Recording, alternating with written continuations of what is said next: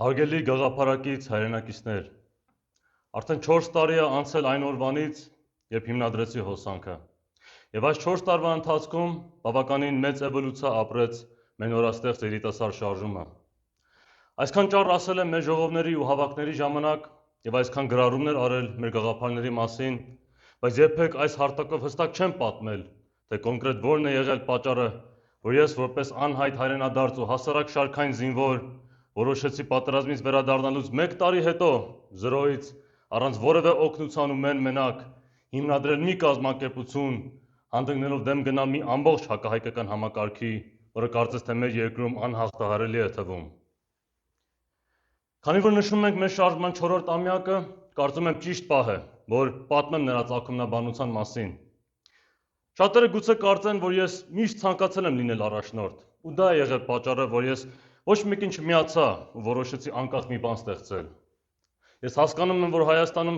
շատ տղաներ ունեն էգոյի հետ կապված խնդիրներ, եւ ենթագիտակցորեն կարծում են, որ ուրիշին հետևելը իբր ինչ-որ նսեմացուցիչ բան է, հատկապես եթե այդ մարդը քեզնից տարիքով փոքր է կամ նույնիսկ եթե հասակակից է։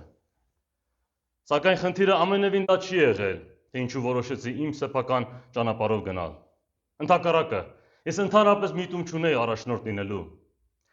Հայաստան տեղափոխվելուց հետո ես միշտ փնտրել էի մի անկախ ազգային քաղաքական կազմակերպություն իրական ազգային գաղափարներով,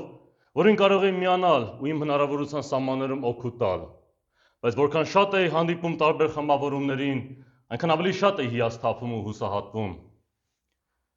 Պատերազմից վերադառնալուց հետո նորից փորձեցի նման մի կազմակերպություն գտնել եւ նույնպես չհաջողեցի։ Վերջապես հասկացա, հատկապես 2021 թվականի խայտառակ ընտրություններից հետո, որ կոռումպացված են ոչ միայն իշխանական ուժերն ու գլխավոր ընդդիմադիրները, այլև վերից վար մեր ամբողջ քաղաքական համակարգը։ Այս աղտոտված համակարգը պարբերաբար սիրում եմ անվանել նեոբոլշևիկյան ճահիճ, որովհետև դրանից ավելի լավ բնութագրում մեր քաղաքական դաշտի համար կարծում եմ գոյություն չունի։